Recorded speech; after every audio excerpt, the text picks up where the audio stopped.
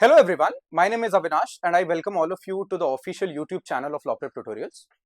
I also want to extend my warm greetings to all the aspirants watching this video on the new year, and I really hope that this year is going to bring a lot of happiness and joy into your lives. So the agenda or the aim of this video today is to discuss the syllabus of legal reasoning in detail, and in the later part of the video we are also going to be talking about the strategy as to how you can tackle the subject throughout the year, right? तो सबसे पहले हम लोग ये भी बात करेंगे कि आपका कंप्लीट सिलेबस क्या है point by point with headings and सब हेडिंग्स, और सेकंड हाफ में हम ये भी बात करेंगे कि आप अपनी प्रिपरेशन को बेसिक लेवल से लेकर के एडवांस लेवल तक कैसे ले जा सकते हो step by step considering everything, right? तो सबसे पहले हम स्टार्ट करते हैं आपका जो सेशन है और हम बातचीत करने वाले हैं मेजर लॉस के बारे में, राइट? तो मेजर लॉस जो है आपके एग्जाम का एक बहुत ही इंपॉर्टेंट हिस्सा है और ये कुछ ऐसे की एरियाज हैं जो ओवर द इयर्स जब से क्लैट का एग्जाम आपका शुरू हुआ है सबसे ज्यादा बार आपके एग्जाम में पूछे गए हैं, इसलिए इन पे कुछ एक्स्ट्रा फोकस रिक्वायर्ड होता है एस्पिरेंट्स के पार्ट पे। ये जनरली आपने देखा होगा, these are 4 in number, that is crime, contracts, then there is third one that is torts, and fourth one will be constitution, right? तो ये 4 की एरियाज हैं जिनके ऊपर आपको फोकस करना है, एक्स्ट्रा फोकस करना है considering the pattern of the past year papers, right? तो टॉर्ट्स के बारे में अगर हम बात करें तो in general what are the important topics और the key topics that you can take a note of, right?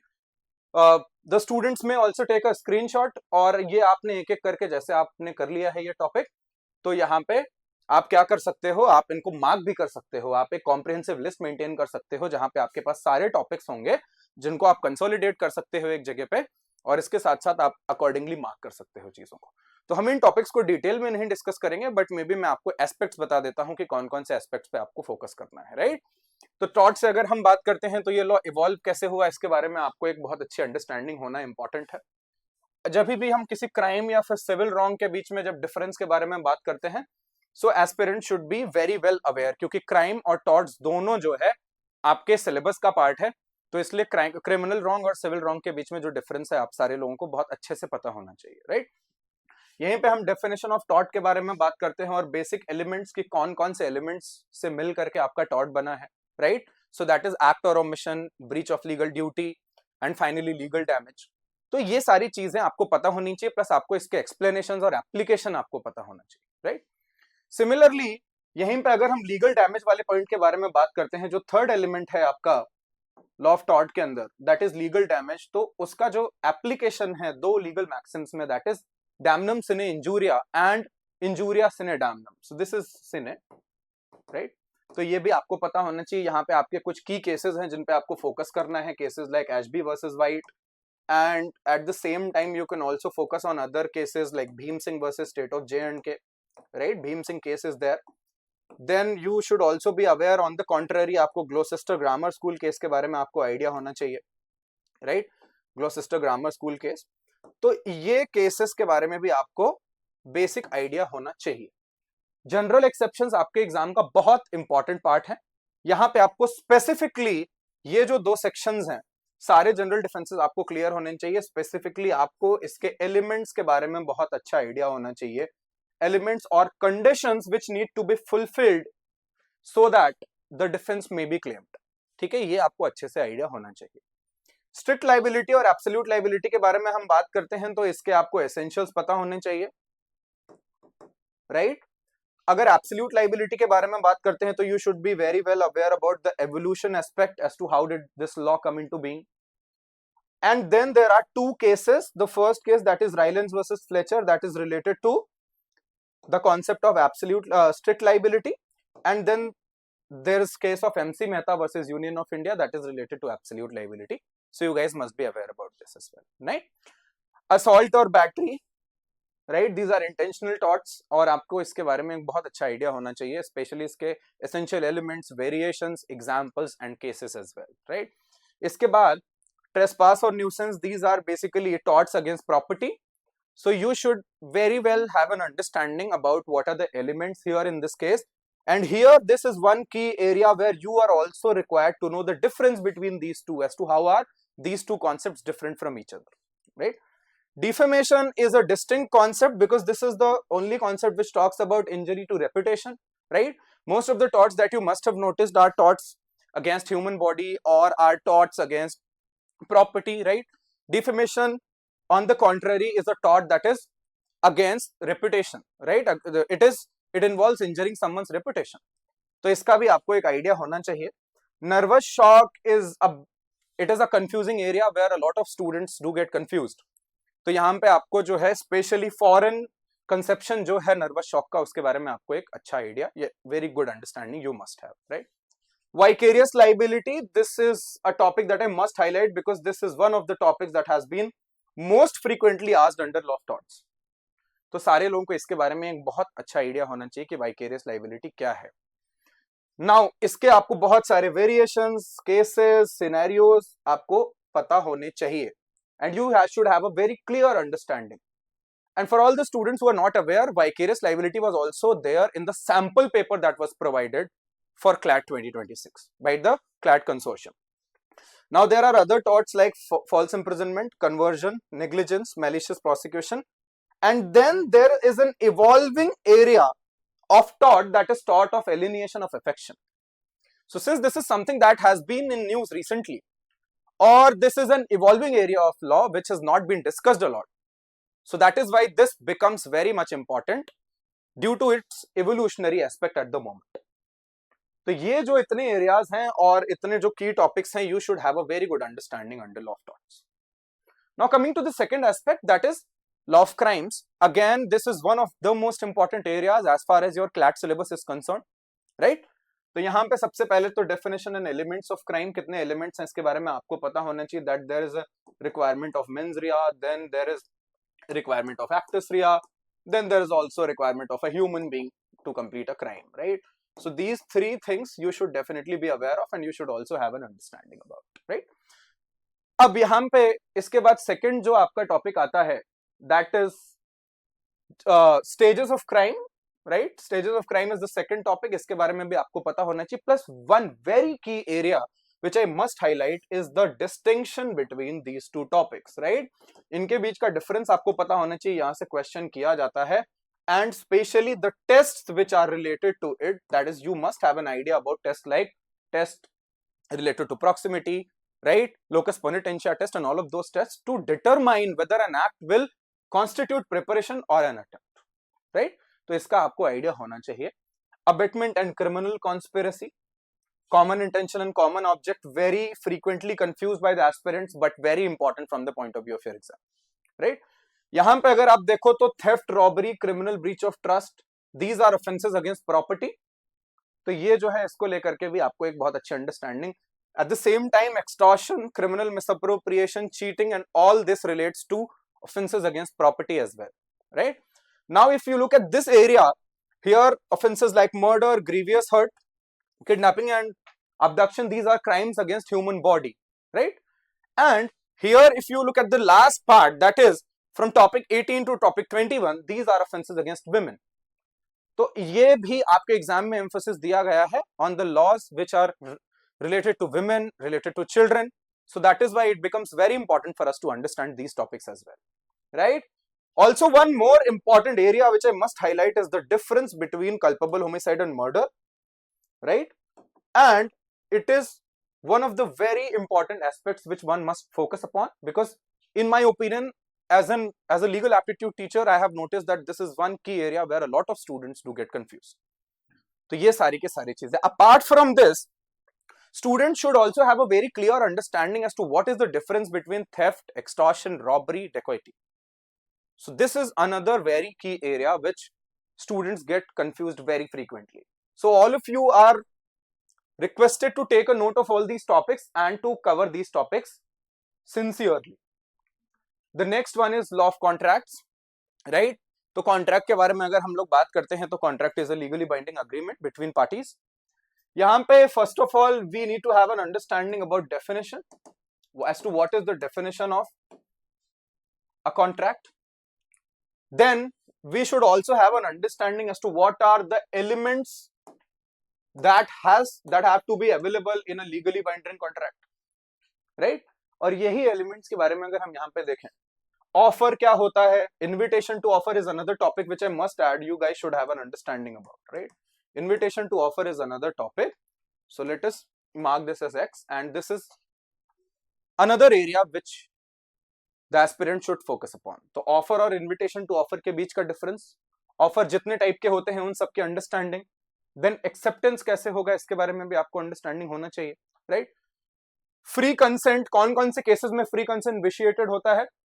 Eight the same time another की aspect is to know the distinction between coercion and undue influence. At the same time, we should also have an understanding as to what is the difference between fraud and misrepresentation, right?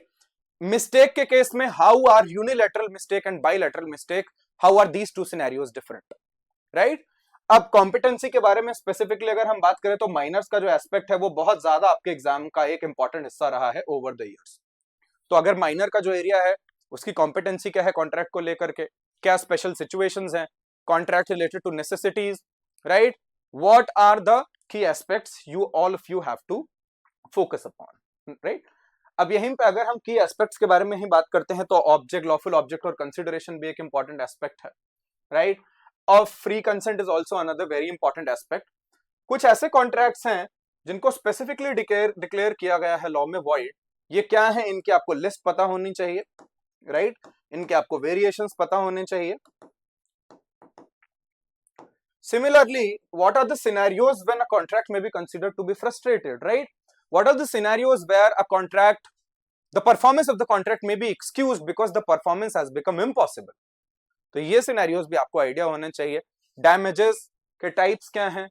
What are the standard forms of contract? Quasi contracts भी आपको पता होने चाहिए. What are some of the scenarios which are not exactly contracts but they do give rise to legally binding obligations, right? तो यहां पे इस चीज की भी आपको बहुत अच्छी अंडरस्टैंडिंग होनी चाहिए. स्पेशल कॉन्ट्रैक्ट्स क्या हैं, जैसे contract of indemnity, guarantee, bailment, pledge, agency, and how are these different from each other again becomes a very key area. Undoubtedly this is one general tip which is applicable to all the topics, is that all the aspirants are advised to go through cases and examples as much as they can, even though the format of the exam does not require you to remember the name of the cases, but being familiar with landmark case laws always helps, right? Similarly यहाँ पे wagering and contingent contract के बीच का difference क्या है, ये एक बहुत की एरिया है आपके एग्जाम में. And finally the last topic, that is privity of consideration and privity of contract. So you guys take a screenshot of this as well before we proceed. The last area is constitutional law. Let us try to understand यहाँ पे आपको क्या क्या, अगर हम specifically बात करते हैं, so this is not from the point of view of your GK. Please have an understanding. ये GK के aspect के हिसाब से नहीं है. So your GK, your respective GK faculties will discuss with you as to what all key areas are important as far as constitution is concerned for GK. But I will be discussing what are the aspects of constitutional law which are important from the point of view of your legal reasoning, right? तो सबसे पहले आपको ये एक topic है जो may be आपको GK के अंदर कवर करना होगा. Apart from that, preamble, this topic has been very important and a passage was also there in your recent CLAT exam, so this becomes very important. Citizenship के provisions यहां से लेकर के आपका एसेंशियली पॉइंट नंबर 4 से जो legal reasoning का जो एस्पेक्ट है वो शुरू होता है, जहां से एग्जामिनर आपसे प्रोविजंस को अप्लाई करने के लिए बोल सकते हैं. Definition of state, so you guys should have a very good understanding about article 12 and the cases that are related to it, right? So cases like R D Shetty, इन सारे केसेस का आपको अंडरस्टैंडिंग होना चाहिए कि क्या डेफिनेशन दिया गया है स्टेट का. आर्टिकल 13 में स्पेसिफिकली ये एक ऐसा एरिया है जहां पे जितनी भी डॉक्ट्रिन्स दी हुई है उनको आपको एक बहुत अच्छी अंडरस्टैंडिंग होनी चाहिए. So you guys have to read about this as well. Article 14 में इक्वालिटी का जो कंसेप्शन है, आर्बिट्ररीनेस क्या है, इससे रिलेटेड जो केसेस हैं वो बहुत एक इंपॉर्टेंट एस्पेक्ट है. केसेस और डॉक्ट्रिन्स यहाँ पे आपको एट द सेम टाइम ये भी करनी है, right? Article 15 provides that there shall be no discrimination on the specified grounds, but however there are some exceptions as well which are provided here, and also there is a basis for classification that has been provided, so everyone should be aware about this and the important cases as well, right? अब equality of opportunity, इससे related जितने भी provisions और cases हैं। Article 19, one of the most important areas in my opinion. यहाँ पे आपको reasonable restrictions के बारे में भी आइडिया होना चाहिए कि आपको 6 टाइप की फ्रीडम्स आपको प्रोवाइड करी गई हैं, तो एट द सेम टाइम क्या क्या रिस्ट्रिक्शंस उसके ऊपर इंपोज किए जा सकते हैं, ये भी एक की एस्पेक्ट है आपका एग्जाम का, जिसकी आपको अंडरस्टैंडिंग होनी चाहिए। आर्टिकल 20 जो है, article 21 basically gives a set of rights, ठीक है। यहां पे आप देखोगे कि retrospective application of laws is not possible, right, और double jeopardy is not possible, self incrimination का जो रूल है। तो इनके जो प्रैक्टिकल एप्लीकेशंस हैं, इनको लेकर के आपको बहुत अच्छी अंडरस्टैंडिंग होनी चाहिए। सेल्फ इंक्रिमिनेशन के केस में आपको नार्को एनालिसिस टेस्ट और इस टाइप के कंसेप्शंस आ जाते हैं, तो उनका आपको एक एप्लीकेशन बेस्ड आइडिया होना चाहिए कि किस तरीके से हम इन इश्यूज को टैकल करने वाले हैं। आर्टिकल 21 का जो है आपका एक एस्पेक्ट इंपॉर्टेंट है, that is under article 21 you should have a very good idea about the interpretation of this article, right? Because there are various rights which have been added under article 21, right? And this has been done by the courts by exercising their power to interpret laws. तो वहां पे आपको cases से थोड़ी familiarity होनी चाहिए कि article 21 जो right to life and liberty है, उसके अंदर क्या क्या चीजें इंक्लूडेड है, right? Next, that is article 21A. Obviously this was added, this was not originally present. तो राइट टू एजुकेशन से रिलेटेड जो इसका इवोल्यूशन है, जो इस राइट का, या फिर इससे रिलेटेड जो स्टार्टिंग से लेकर के केसेस है, उनको आपको ट्रेस करना है till the recent time, right. Article 21 then gives right safeguards against arrest and detention. अब 25 से 28 जो आपका आर्टिकल है, ये फ्रीडम ऑफ रिलीजन के बारे में बात करता है। Another thing, essential religious practices test जो है वो आपके लिए यहाँ पे बहुत इंपॉर्टेंट हो जाता है। जितने भी केसेस में इसको अप्लाई किया गया है रिसेंट टाइम्स में, उनको आपको एक बेसिक रीडिंग करनी चाहिए। At least you should be aware about the summary of these cases, right. Obviously when I'm saying that you have to read the cases, it does not mean that you have to read the full text, but what I mean is that you should be at least familiar with the facts and the judgment that has been given in this case, right? अब minorities के जितने भी rights हैं, इनके बारे में भी आप पढ़िए कि क्या क्या specific rights as a fundamental right provide करे गए हैं। Constitutional remedies under article 32 and 226, so you should have a familiarity about all the types of writs that are there, ठीक है, और कहां कौन कौन से केसेस में अप्लाई की जा सकती है और उसके लिमिटेशंस क्या क्या है, राइट। डीपीएसपीस के बारे में जो सबसे की एरिया है, that is relationship between fundamental rights and DPSPs. Fundamental right और डीपीएसपीस के बीच में जो इंटर रिलेशन है या फिर जो कनेक्शन है, वो हमारे लिए बहुत ज्यादा इंपॉर्टेंट हो जाता है, ठीक है। और जहां पे अगर क्लैश होगा फंडामेंटल राइट और डीपीएसपी का, so how it is going to get concluded और how do we arrive at a conclusion in such a case, ये आपको बहुत अच्छे से समझना है। This can be understood with the help of the cases where such scenarios have arisen. Fundamental duties को आपको एक बेसिक रीडिंग आपको करना है, क्या क्या फंडामेंटल ड्यूटीज हैं, और अगर उससे रिलेटेड कोई लैंडमार्क केसेस हैं तो आपको उसको गो थ्रू करना है एक बार। इमरजेंसी प्रोविजंस, चाहे नेशनल हो, स्टेट इमरजेंसी हो, फाइनेंशियल इमरजेंसी हो, what are the conditions under which such an emergency may be imposed, right, what are the limitations और what are the restrictions that have been imposed while emergency is in place, right, what is the mechanism to ensure that emergency cannot be imposed arbitrarily, right? तो ये सारे के सारे चीजें आपको पढ़ना पड़ेगा। अमेंडमेंट का प्रोसीजर जो आर्टिकल 368 के अंदर दिया गया है, उसको हमें समझना पड़ेगा, और इन जनरल भी जीके के पर्सपेक्टिव से आपको सारे अमेंडमेंट्स का भी आइडिया होना चाहिए, जितने भी लैंडमार्क हैं एटलीस्ट उनके बारे में, राइट। अब इसके बाद जितनी भी डॉक्ट्रिन्स जो हमने नहीं डिस्कस करी हैं, जो बच जाती हैं, Pith and substance, colorable legislation, repugnancy, etc. Right? So for all the law prep students, I had uploaded a document on the portal, which had a list of all the important doctrines which are important for CLAT exam, along with cases. तो वो आप उसको consult कर सकते हैं, right? Now, going to the next aspect. Here I will not be talking about everything in great detail, but यहाँ पे अगर हम बात करें तो क्या अदर इंपॉर्टेंट लॉज हो जाते हैं आपके एग्जाम के पर्सपेक्टिव से, इनके बारे में हम एक बार अंडरस्टैंडिंग लेते हैं। तो आपका जो सिलेबस है वो सिर्फ 4 मेजर लॉज पे रिस्ट्रिक्टेड नहीं है, राइट। किसी भी लॉ के ऊपर आपके एग्जाम में पैसेज पूछा जा सकता है, but on the basis of analysis, basic analysis, we have come up with a few topics which are important, right. However, this list is not exhaustive, basically meaning that this is not a complete list in itself, और इसके बाहर से भी कुछ important laws आ सकते हैं, वो आप कैसे फिगर आउट करेंगे, वो करंट रेलेवेंस जिसकी ज्यादा होगी उन एक्ट्स को इंक्लूड करना है हमें अपनी प्रिपरेशन में। सो फैमिली लॉ के केस में specifically you have to read Hindu law and Muslim law, और यहां पे अगर आप देखो तो आपको एस्पेक्ट्स जिनके साथ फेमिलियरिटी होनी चाहिए वो है marriage, divorce, right? So these are two important key aspects under these two laws that you need to be aware of. Intellectual property right में आपको एटलीस्ट आपको पता होना चाहिए how many types of rights are available. Intellectual property rights कितने time duration के लिए है, क्या क्या कंडीशंस हैं, कौन सा इंटेलेक्चुअल प्रॉपर्टी कौन से स्पेसिफिक सिनेरियो के लिए दिया जाता है। इसके अलावा आपको बेसिक्स क्रिमिनल प्रोसीजर और एविडेंस लॉ के भी पता होने चाहिए as to what constitutes valid evidence. Criminal procedure में कुछ स्पेसिफिक चीजों का आपको प्रोसीजर पता होने चाहिए, what shall be the procedure of arrest, what is the procedure that has to be followed in case a bail has been furnished. तो ये चीजों की आपको अंडरस्टैंड है। रीसेंट टाइम्स में women and children centric laws पे बहुत ज्यादा मेजर फोकस रहा है एग्जामिनर्स का। तो अगर हम देखें तो laws like POCSO, POSH, TB act, right? So students में consult, there is already a marathon that was uploaded around 2 months अगो। इन लॉस के ऊपर मैंने एक मैराथन की थी, तो वो एक ही में जो है हमने सारे लॉस कवर कर लिए थे, तो आप उसको भी जाकर के देख सकते हैं। दिवाली के टाइम के अराउंड आई थिंक हुआ था। आर्बिट्रेशन एंड कंसिलिएशन एक्ट के बारे में आपको बेसिक्स के बारे में आपको पता होना चाहिए।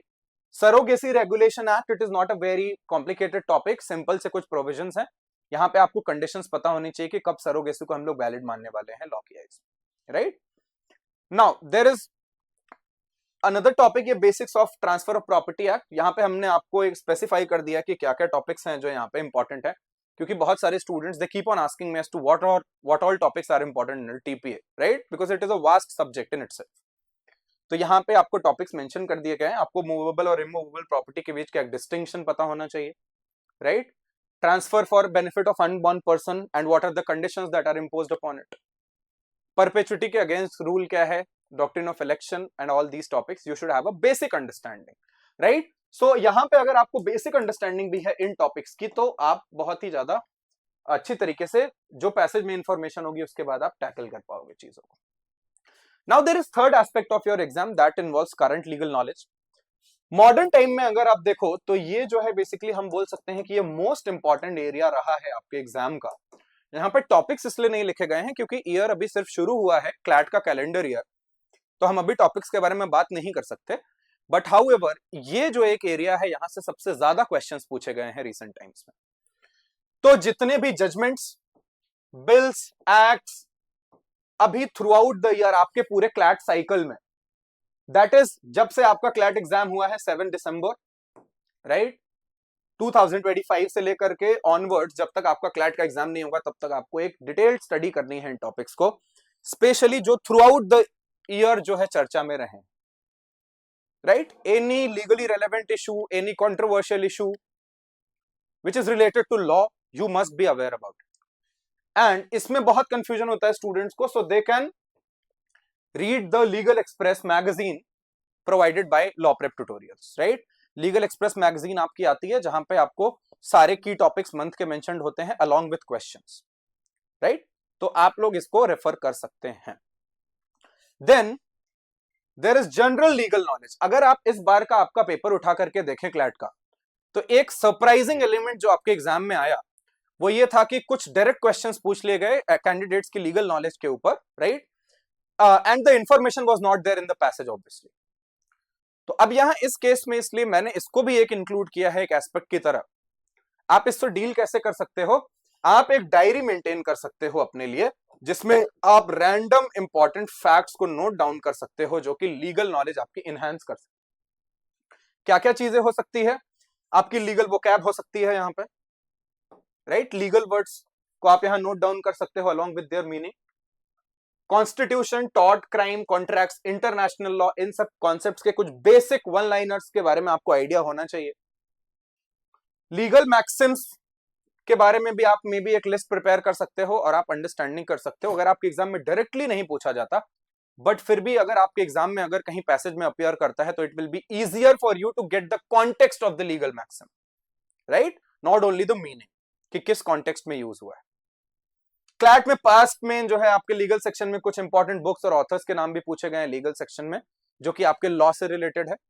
तो इनकी भी मे बी जो करंट रेलेवेंस है, जितने बुक्स या ऑथर्स, अगर कोई एडवोकेट्स या जजेस की बुक्स आ रही हैं तो उसका भी आप टैब रख सकते हो, जस्ट टू बी श्योर।